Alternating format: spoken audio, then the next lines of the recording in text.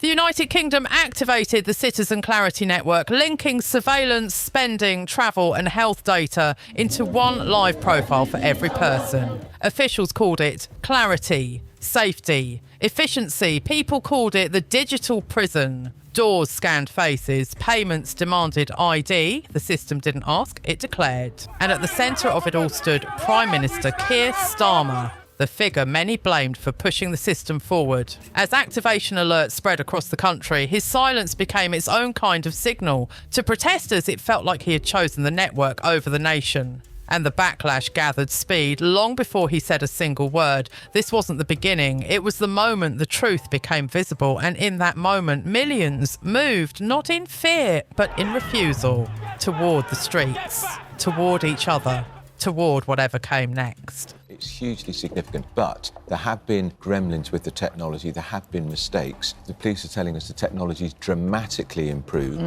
It's the old argument, what have you got to fear? We are the power, we are the 99%!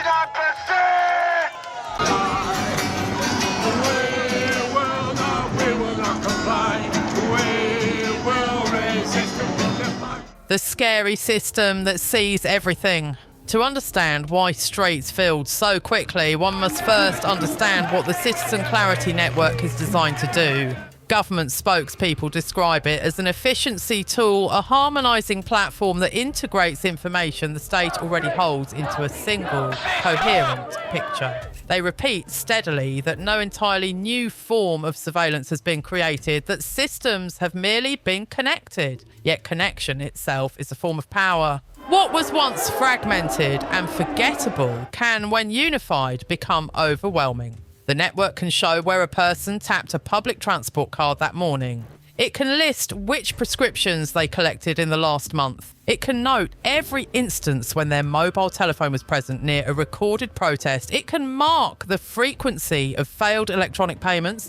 It can record how often their device has been in the same location as someone already labelled by the algorithm as a potential risk. Any single fact might be trivial. Together, the facts become a biography written in data instead of words. The Citizen Clarity Network assigns each individual a trust index, a single numerical score derived from thousands of behavioural signals. This score is not officially called a social credit rating, but it behaves like one. A higher score means fewer frictions. A lower score can mean more questions, extra checks, unexplained delays. Employers may view it when hiring. Banks may consider it when granting credit. Housing authorities and school admissions offices may be quietly influenced by it without ever acknowledging that influence allowed. The government insists that participation is voluntary.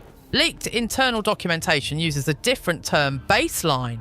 Once public services, banks, employers and transport systems all rely on this baseline, declining to participate becomes less a choice and more a form of practical exile. One line in one confidential memorandum revealed to the public crystallises the danger. Non-compliant profiles may temporarily lose access to essential digital services until identity is fully verified. In a society where wages, rent, healthcare access, transportation and even social contact increasingly pass through digital systems, the word temporarily reads not as comfort but as warning. The first leak. The mass mobilisation did not begin with a formal statement. It began with a photograph of a restricted slide on a briefing screen. Someone inside the government's central district captured an image of a presentation headed Citizen Clarity Network Phase 3 Activation Approved. In the corner sat the date unmistakably today. At the bottom glowed a stylo signature that resembled that of the Prime Minister. The photograph jumped from one private group chat to another with the ruthless efficiency of alarm. Is this genuine? They have activated it already. I thought this was still under consultation. Confusion lasted only moments before being replaced by anger. A second leak followed close behind, a cropped image of a paragraph from a confidential risk assessment. Phrases glowed like hazard lights, behavioural anomaly triggers, access limitation protocols and compliance reinforcement. What had felt like speculation now had vocabulary. In Manchester, a delivery driver with overdue bills looked at the words behavioural anomaly and for the first time saw his precarious existence as a data pattern to be judged. In Cardiff, a secondary school teacher thought of pupils whose parents avoided official channels, fearful of deportation or old debts. In Glasgow, a nurse who frequently missed her own medical appointments because of double shifts wondered what her trust index might already look like on a screen. On social media platforms, phrases long muttered quietly finally burst into the open. Digital prison. Turn it off. We did not consent. Users shared the leaks faster than any official denial could be drafted. By the time government accounts insisted that the system was safe, controlled and misunderstood, the square outside Parliament was already filling.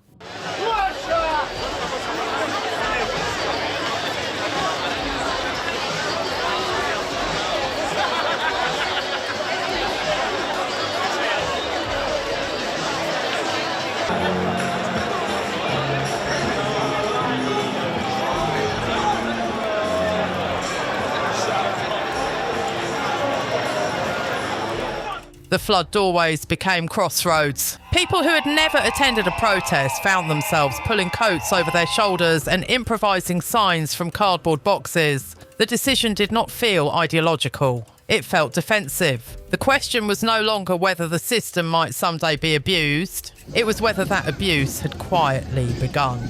In London, commuters emerged from underground stations and were immediately swallowed by crowds flowing toward the centre of power. "We are not profiles," read one hastily painted banner. "Delete the prison," read another, the paint still drying as it waved above heads. Telephones rose into the air, their cameras recording and broadcasting the moment that fear turned into motion. In Birmingham, groups of newly graduated students walked shoulder to shoulder with middle-aged workers, still dressed in reflective jackets from long shifts. Their steps faltered at first, then found rhythm in shared chants.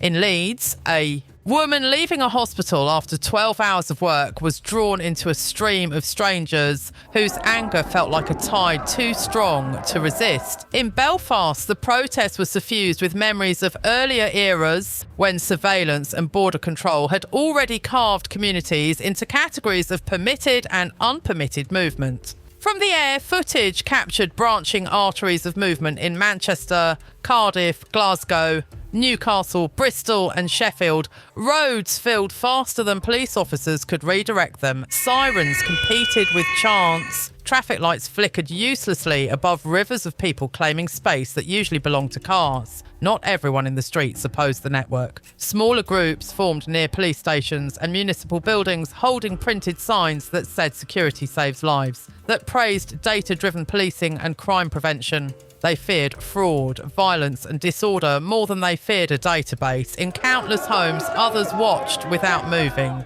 fingers scrolling through live streams, shoulders tight with conflicting feelings. They distrusted the system and feared the consequences of resisting it.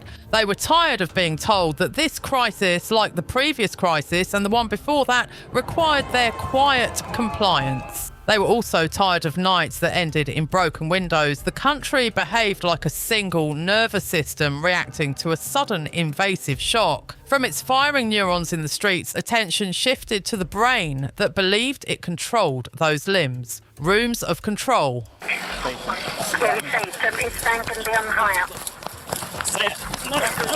Stop there! Stop there! Stop where you are! Get off! Get off! Don't make off! Get off! Get off! Get off the boy! Wait, when was this? Okay. In government operation centres, the protests appeared not as faces but as pulsing zones of colour on large screens. One map displayed concentrations of mobile devices in real time, glowing brightest where crowds were thickest. Another showed the status of key infrastructure, transport nodes, hospitals, police deployments. Yet another traced the emotional weather of the nation, converting social media posts into sentiment scores that rose and fell by the second. Civil servants and advisors spoke in a vocabulary that translated human fear into manageable variables. They discussed risk filters and attenuation zones, escalation curves and containment strategies. They debated whether restricting certain information flows would calm or inflame the situation, One analyst warned that any visible attempt to limit discussion would be screenshotted, exposed and interpreted as proof of conspiracy. In Downing Street, advisors encircled the Prime Minister with pages of briefing notes and tablets glowing with live information.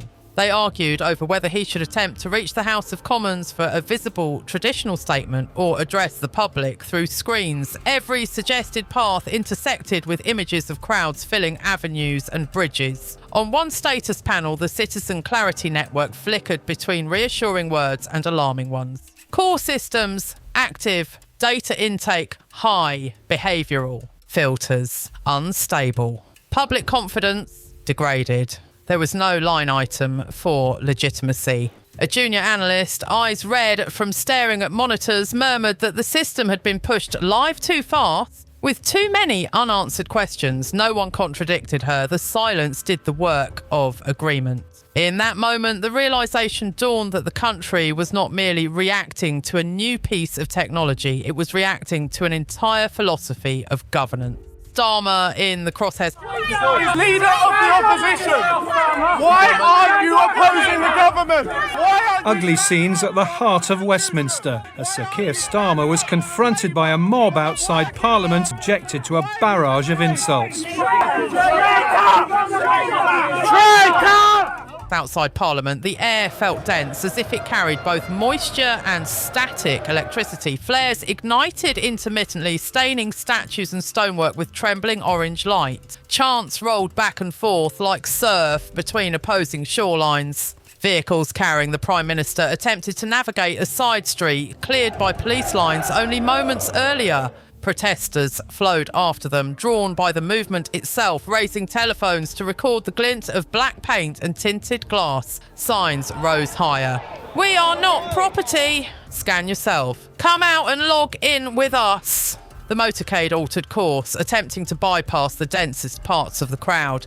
Yet every redirection was anticipated by a populace that had learned over many years to move faster than formal plans. People cut through alleys and side roads, arms linked, voices raw. Later that night and throughout the next day, countless clips circulated showing one car in particular reversing away from the crowd. Captions shouted that the Prime Minister had fled from millions, that he had run from his own creation. The truth that he was being rerouted through a secured interior passage for both his safety and that of nearby protesters did not fit easily into that narrative. The camera framed retreat. The story followed the frame. What mattered most in that instant was not the security protocol of a government convoy. It was the feeling in the square that power had flinched. For those who felt unheard for years, that impression was more meaningful than any later clarification. Inside the homes.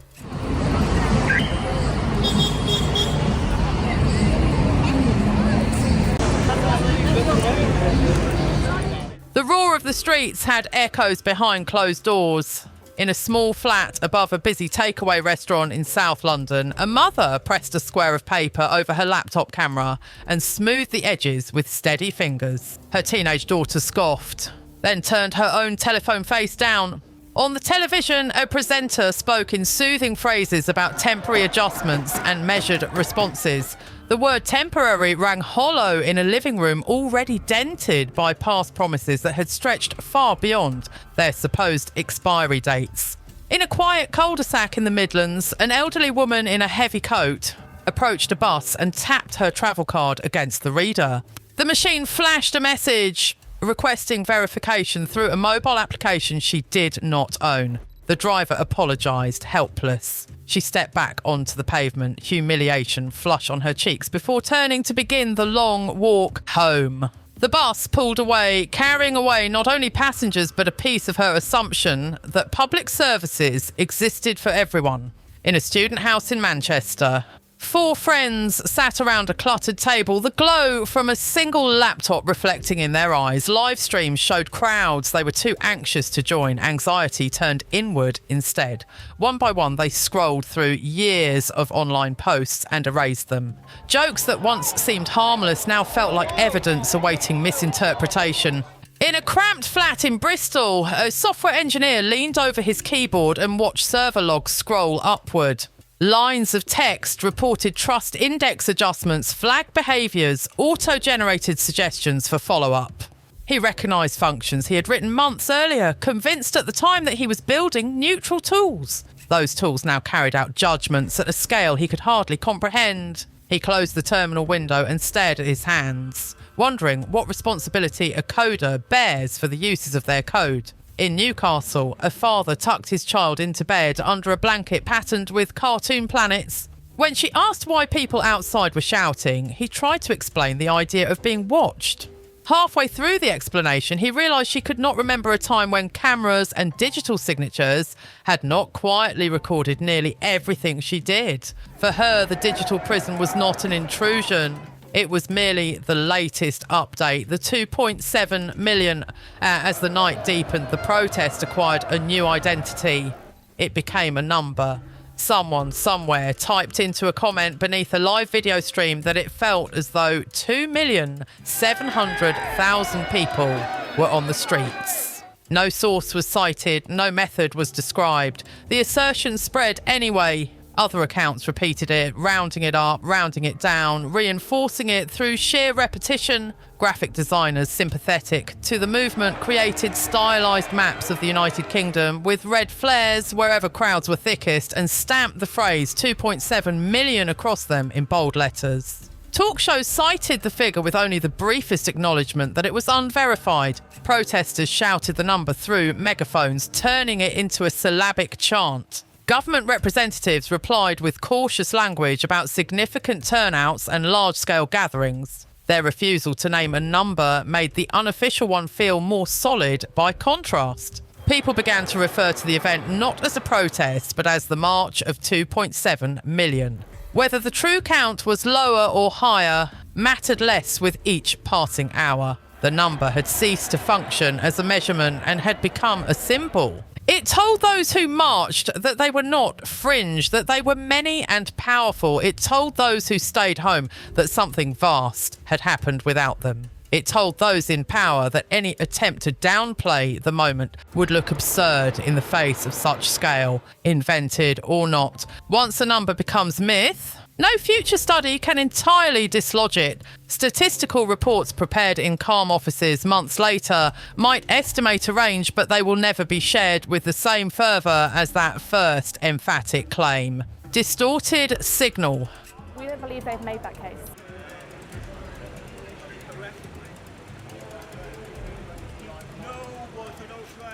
Alongside the countless genuine images of crowds, another layer of media emerged, less honest and more contagious. Old footage of a far smaller demonstration from several years earlier was rebranded as scenes from that night. The buildings in the background and the fashions of the crowd did not match, but the flames and the shouts did. And that was enough for some viewers. Artificially generated videos appeared depicting the Prime Minister announcing permanent emergency measures, his voice and face recreated with unnerving fidelity. They were shared tens of thousands of times before labels appeared indicating that they were fabricated. Even after such corrections, the images persisted. In screenshots stripped of any context, one channel opposed to the protests looped brief clips of broken windows and minor scuffles beneath headlines suggesting that the entire country was on fire. Another channel, supportive of the movement, edited hours of footage into sequences that showed only peaceful marching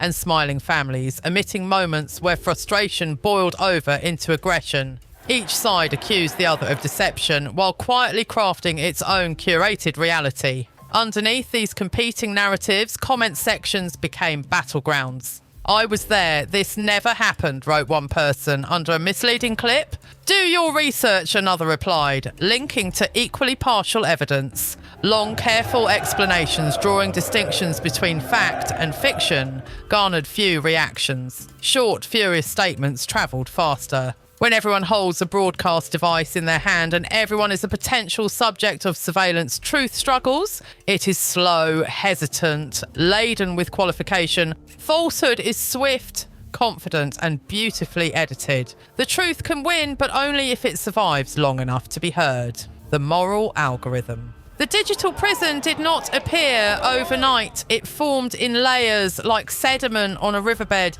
A camera was installed on a street corner after a violent incident. A database retained more information during a health crisis. An employer requested access to applicants' online histories to ensure cultural fit. A school introduced a behaviour tracking application that sent reports directly to guardians' telephones. Individually, each step was framed as reasonable. Cameras protect.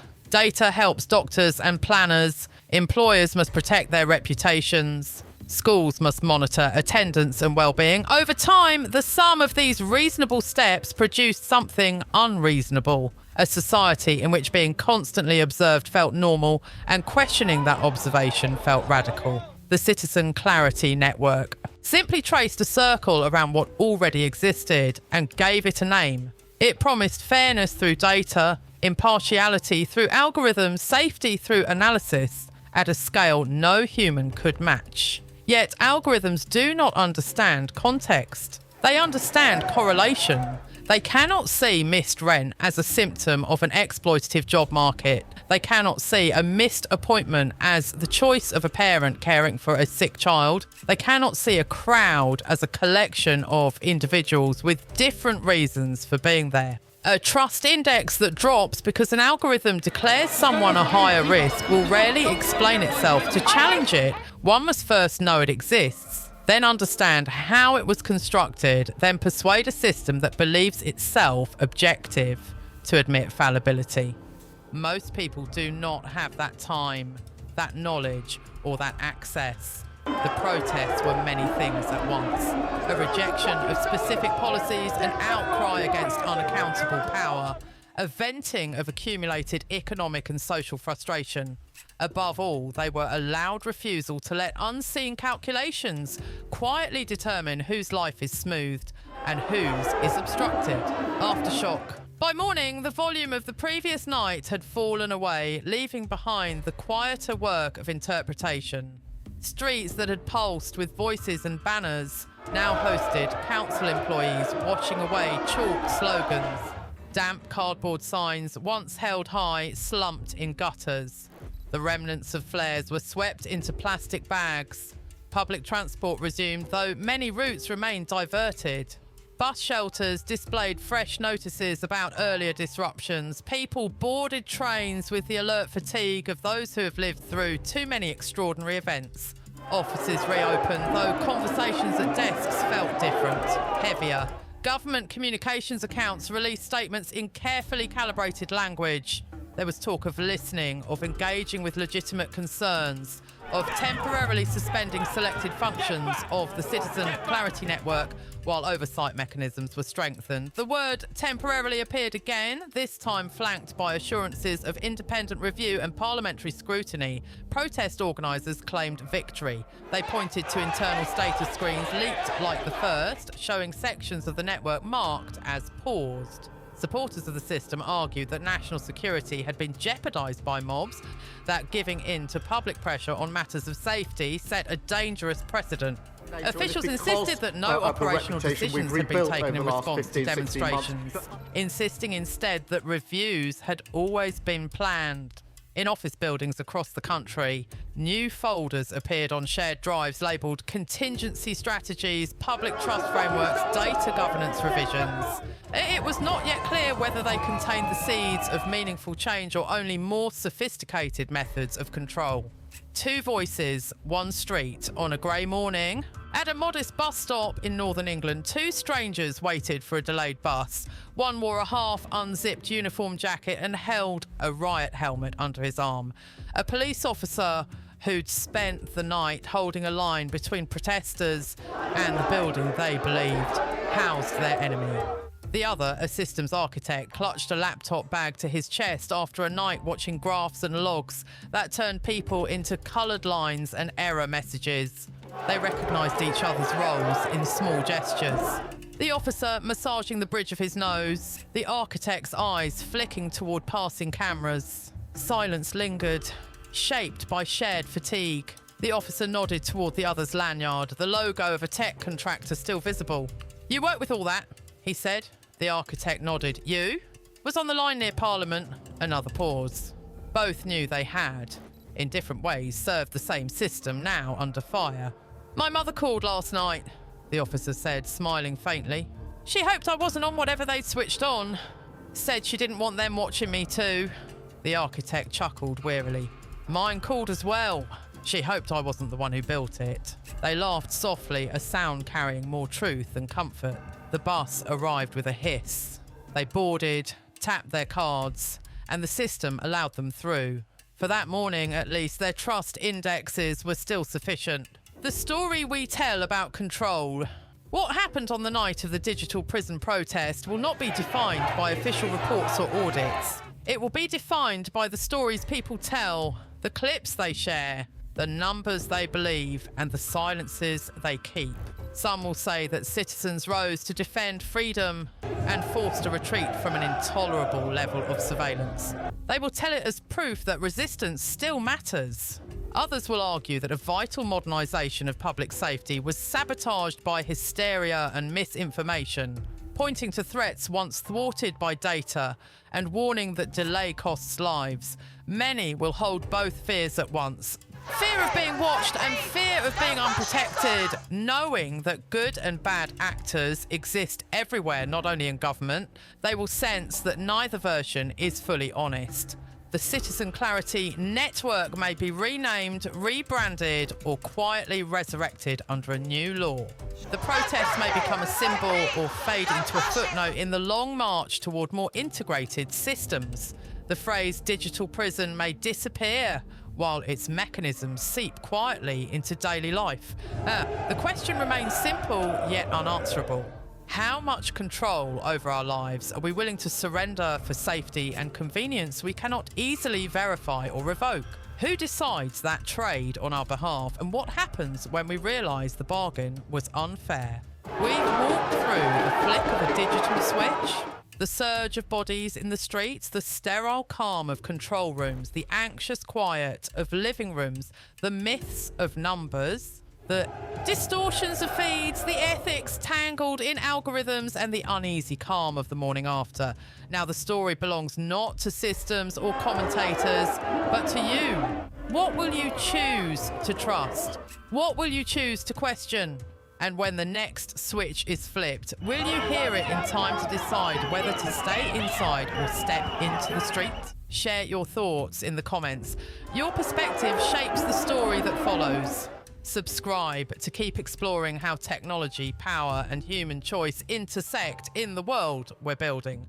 Like this piece if it made you pause, and let's keep the conversation going.